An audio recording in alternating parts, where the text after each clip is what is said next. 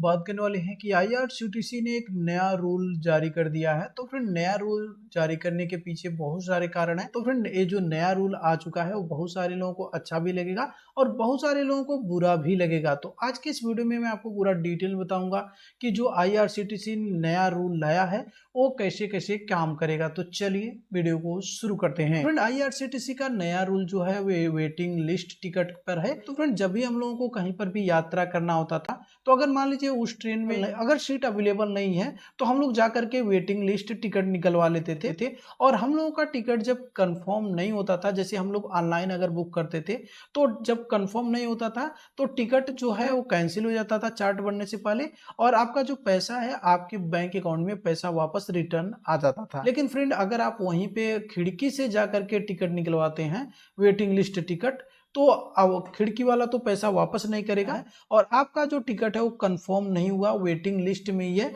तो फ्रेंड, बहुत सारे लोग उस टिकट को लेकर के स्लीपर में घुस जाते थे और वहां पर जाकर के किसी न किसी के सीट पे बैठ जाते थे। तो दिन में तो बैठते थे तो कोई दिक्कत नहीं होता था, बट 9 बजे रात के बाद मतलब रात में जब 9 बजता था तो वो लोग अपने सीट से उतार देते थे और बोलते थे कि मैं सोने जा रहा हूँ। तो फ्रेंड, बहुत सारे जो वेटिंग लिस्ट टिकट वाले थे वो लोग कहीं ना कहीं एडजस्ट करके बैठ जाते थे। फ्रेंड, जिन लोगों का स्लीपर में कंफर्म टिकट था वो लोग इससे बहुत ज़्यादा परेशान होते थे कि जैसे मान लीजिए वो पूरा पैसा भी दे रहे हैं और उनको सोने के बैठने के लिए जगह नहीं मिल रहा है, वेटिंग लिस्ट वाले ही उसमें भरे पड़े हैं। जैसे जो भी जनरल डिब्बा होता है उसी तरह से सेम यहाँ पे स्लीपर वाले जो है वेटिंग लिस्ट टिकट लेकर के और स्लीपर में घुस घुस के जनरल बोगी बना देते थे लोग।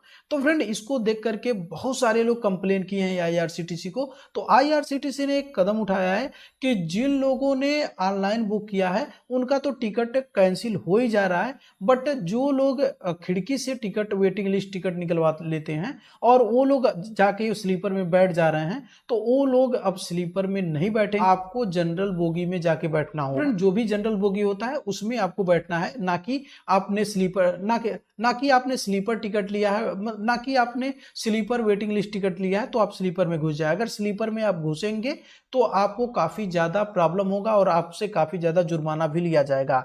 अगर आप इसके बाद से स्लीपर में बैठते हैं तो आपको स्लीपर में नहीं बैठना। अगर आपने खिड़की से टिकट लिया है, कंफर्म नहीं हुआ है आपका टिकट, वेटिंग लिस्ट में ही है, तो आपको जो जनरल डिब्बा होता है उसमें जाकर के आपको बैठना होगा। तो फ्रेंड, आज की इस वीडियो में मैंने आपको पूरा डिटेल में बता दिया कि वेटिंग लिस्ट टिकट से अब यात्रा करना काफी ज्यादा प्रॉब्लम हो गया है। क्योंकि वेटिंग लिस्ट टिकट अगर आप जो ऑनलाइन तरीके से निकालते हैं तो अगर आपका कंफर्म हो गया तब तो अच्छी बात है, अगर कंफर्म नहीं होता है तो आपका जो टिकट है वो कैंसिल हो जाएगा और आपका जो रिफंड है वो आपके बैंक अकाउंट में आ जाएगा 2 से 3 दिन में।